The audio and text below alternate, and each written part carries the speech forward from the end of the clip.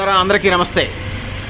రజక వన సమారాధన కార్తీక మాసం అంటేనే వనభోజనాలు జరుగుతూ ఉంటాయి.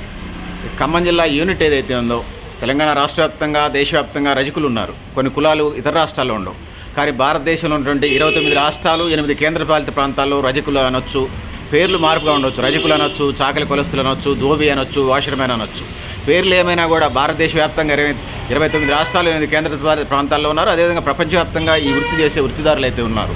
ఈ క్రమంలో ఖమ్మం జిల్లాలో ఉన్నటువంటి నాయకులు ఏదైతే ఉన్నారో, ఉమ్మడి ఖమ్మం జిల్లాకు సంబంధించిన నాయకులతో ఉన్నాము. రజక సంఘాలకు సంబంధించి వీళ్ళు అత్యంత ఉత్సాహంతో క్రియాశీలకంగా, అంటే ఒకవైపు వాళ్ళ పనులు వాళ్ళు చేసుకుంటూనే కులంతో పాటు నలుగురితో పాటు నారాయణ, కులంతో పాటు గోవింద అన్నట్టుగా రజకులకు ఉన్నటువంటి సమస్యల మీద కూడా క్రియాశీలకంగా పనిచేస్తున్న నేపథ్యాన్ని చూస్తూ ఉన్నాం. ఒకవైపు సకల కుల జనగణన జరుగుతూ ఉంది, రెండో వైపు ఈ రజకులు కూడా ఉత్సాహంగా ఉన్నారు. తెలంగాణ రాష్ట్రంలో సుమారుగా 8 నుంచి 9 ఎమ్మెల్యే సీట్లు రావాలి, 2 ఎంపీ సీట్లు రావాలనేటువంటి రజక సమాజం కోరుకుంటున్న నేపథ్యంలో వనభోజనాలు, కార్తీక మాసం వనభోజనాలు ఆ నాయకులతో ఉన్నాం. వాళ్ళతోనే మాట్లాడిపిచ్చే ప్రయత్నం చేద్దాం. మాట్లాడి ఏం జరుగుతుంది, ఏం చేస్తున్నారు అనే వివరాలు తెలుసుకునే ప్రయత్నం చేద్దాం. అందరికీ నమస్తే.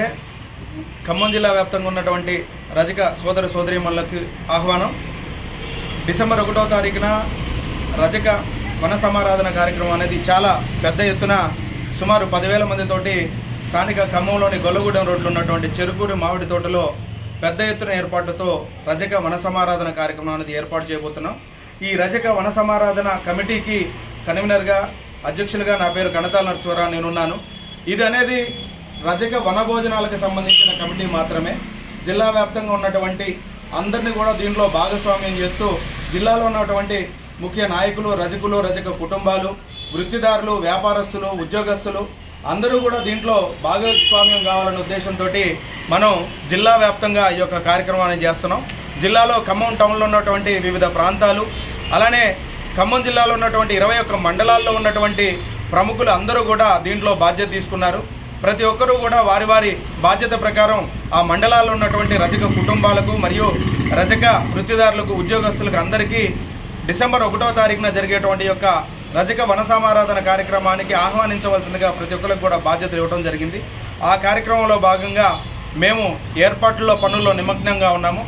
అద్భుతమైన స్పందన వస్తూ ఉంది. ఎక్కడికి పోయినా కానీ రజకుల్లో ఉన్నటువంటి ఉద్యోగస్తులు, వ్యాపారస్తులు, వివిధ రంగాల్లో కొంచెం ఆర్థికంగా స్తోమత కలిగిన వాళ్ళు ఈ విధంగా వనభోజనాల కార్యక్రమం చేస్తున్నాం. ఈ వనభోజనాల కార్యక్రమం అనేది సుమారు 10 నుంచి 12 లక్షల ఖర్చుతో కూడుకున్నది.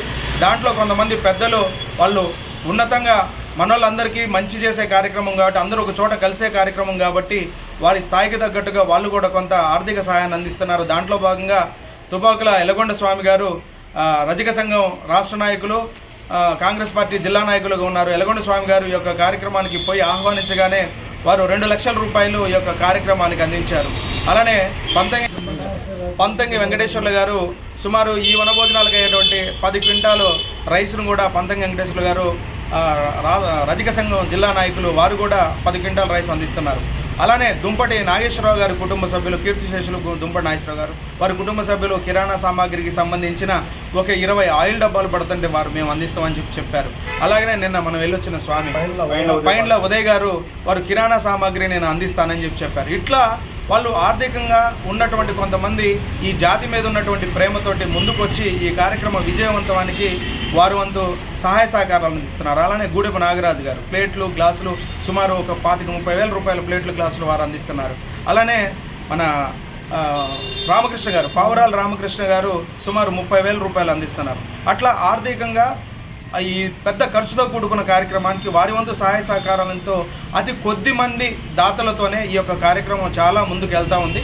ఇంకా ఎవరైనా సరే మా యొక్క మా జ్ఞాపకంలో లేనివారు కానీ, లేదు మాతో స్నేహ సంబంధాలు లేని వాళ్ళు ఎవరైనా సరే మన జాతి మీద ప్రేమతో మీరు మీ యొక్క సహాయ సహకారాలు అందించే వాళ్ళు తప్పకుండా అందించవచ్చు.